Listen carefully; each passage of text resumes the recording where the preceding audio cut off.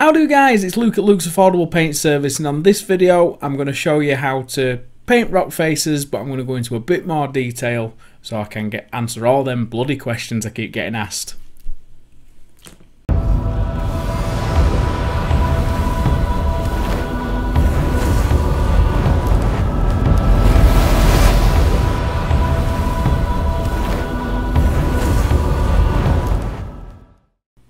So yes, another rock painting video.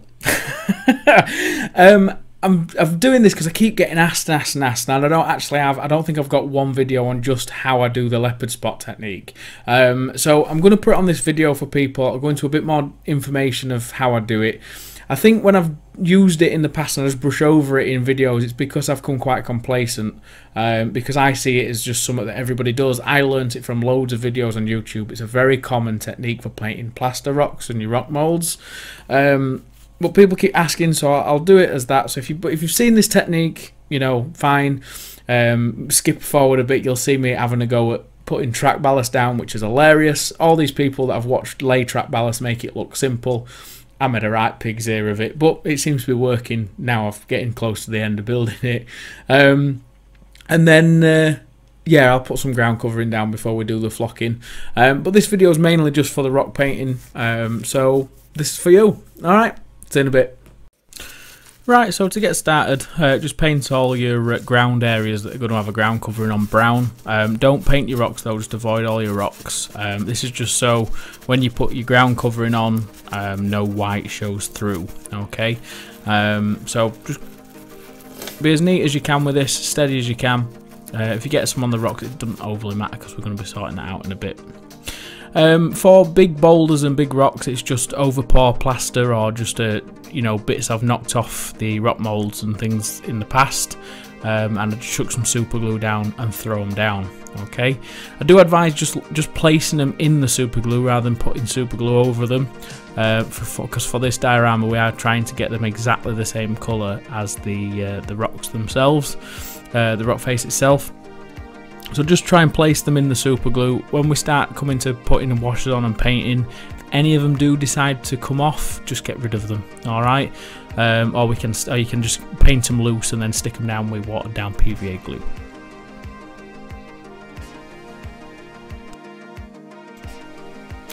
Right guys, so the paints I'm going to be using are Crafter's Choice. These are about £1 each from the works. I think paying full price for them, you're going to be paying £1.50, so they're a steal. Okay, so for £3, I've got enough rock wash to last me a lifetime.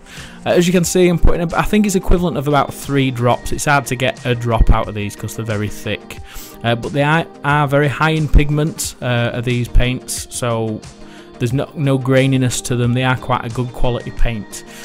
So if you've not got any paints like these, do check them out. Now I do add a drop of black to the brown. This is just to richen it up, because when you print on the white rocks it does go a bit pale, which you'll see in a second. I've added 1/4 of a pint of water to each one, and they've all got roughly the same amount of paint in, so they're all mixed exactly the same. There's nothing, nothing to remember there at all. They're all the same. Now with that brown, as you can see, it's going on rather dark, but it lightens up very quickly because it soaks into the rock.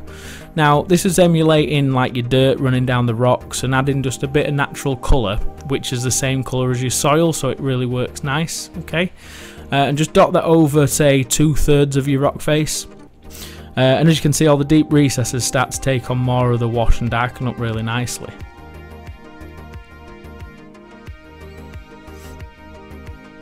Then from that we're going on to that stone grey colour. It's like a browny grey. Just wash that all over the entire model, okay? This is just so you get your main colour to your rock face. Now on them boulders and stones, if some of them come unstuck, you can leave them there and we'll glue them down later with watered down PVA glue when we spray it, or just take them off. It's entirely up to you. But just make sure you put the same colour washes on the rocks as you do on the rock face as well.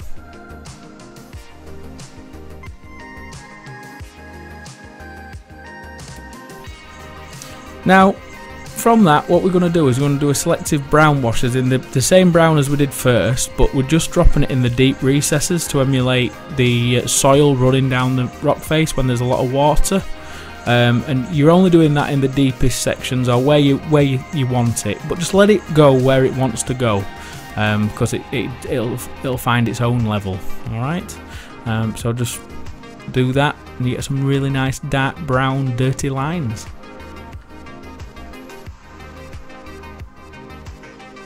Then once you've done that, we need to spray seal it with PVA glue.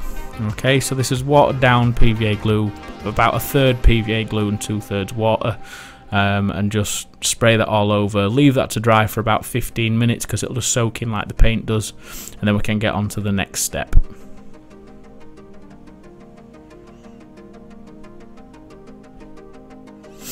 Now we're going on to the black wash. Now with this black wash, you just chuck it on everywhere. Okay, do a complete covering over the full rock face. And as you can see, when you first print it on, it's a bit worrying, it looks a bit dark, but as it starts to dry, it really does start to lighten up, so it doesn't overpower the model.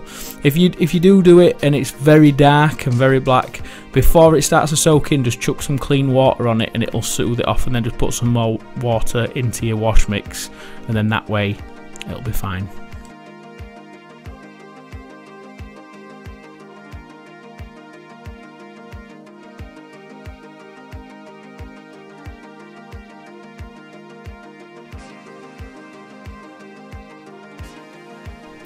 Right, so once that's dry, you'll see what it looks like.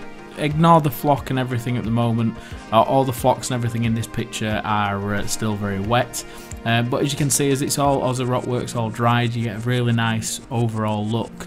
You can see the browns, you can see the staining, you can see the nice grey colour from that. It just all comes through. And this is why the plaster rocks and the leopard spot technique is my go-to wash. Whether it be wargaming, diorama building, everything, it just looks so much better than dry brushing. Now, while you're waiting for all that to dry, as you can see it in the background there, it's starting to dry up very nicely. I'm going to put the track ballast on. Now, all the videos I've watched, people just seem to pour it on like this and just throw it about all willy-nilly. Some of them use like a piece of paper that's, you know, folds a bit better, so you've got a bit more control. I've got no control of this at all. There's thick patches like that, just spill it everywhere. And then what I do then is I sort of level it off and then brush it out with the brush. And it took me quite a while. It took me about 15 minutes till I was completely happy with it. I don't know whether it takes that long naturally, as in because obviously videos just show you I'm doing a bit and then that's it. But I found it quite annoying. I could never get it to look like how I wanted. But at the end of the day, it is just stones in between a track and down the sides, just building the track level up. So in the end, I just brushed it around till I was sort of happy, and then I locked it in place with a sealing glue, which I'll show you how to make. I won't show you how to make. What it's just a thick covering of it's like half PVA, half water, and some flow aid, just so it soaks in. You could pre-soak it with isopropanol, but I'd run out, so that's why I just put a bit of flow aid in. So it would take a bit longer to soak in, but it still does the same job over time.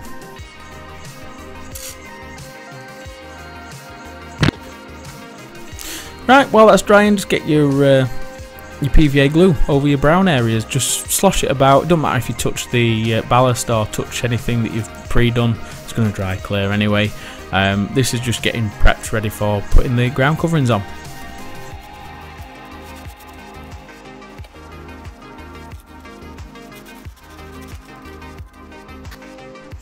Right, now with my ground coverings, because of popular demand, I'm actually going to bring them out next week sometime. We're going to bring them out in quite a lot of colours as well. The idea behind these ground covers is, one, you don't have to paint them. Two, they go hard as nails, so once you've used this glue and then you've sealed them, it's so hard to get them off because it just go rock hard. And the scale better. Sand is the equivalent of like a small stone in a 28mm hand, so when you just do your bases just with sand, it's not scaling right. This is perfect scale for anything from 6mm right up to, you know, 40mm even. It just looks really nice as soil, as desert sand, whatever. Okay, and that's why I'm bringing them out. So yeah, leopard spot technique, you don't need all them fancy pigments, and you don't need certain paints or washes to do it. You can just water down some decent acrylic craft paints. You could do it with house paints, latex based paints. Just try them first on something, because some don't like being watered down that much. Because as you saw in that video, I mean, I put next to note in the tub and I filled a couple most at way. And then what I do is I pour that into like a dropper bottle and save them for when I need them again. Especially if you're working on a massive layout, having excess wash is always good. So then when you do more rocks, you've got the same colours mixed. Do you know what I mean? But yeah, so tell me what you think, guys. All the comments and links and everything below. If you want to buy any of my products from the Luke's APS range, whether it be, you know, flocks, materials, modelling compounds, whatever, do check the links below, guys. Massive help. Alright, thanks for watching. I'll see you again for the next video, which will be in a couple of days, on flocking and using static grass on flock. All exciting. Catch you in a bit.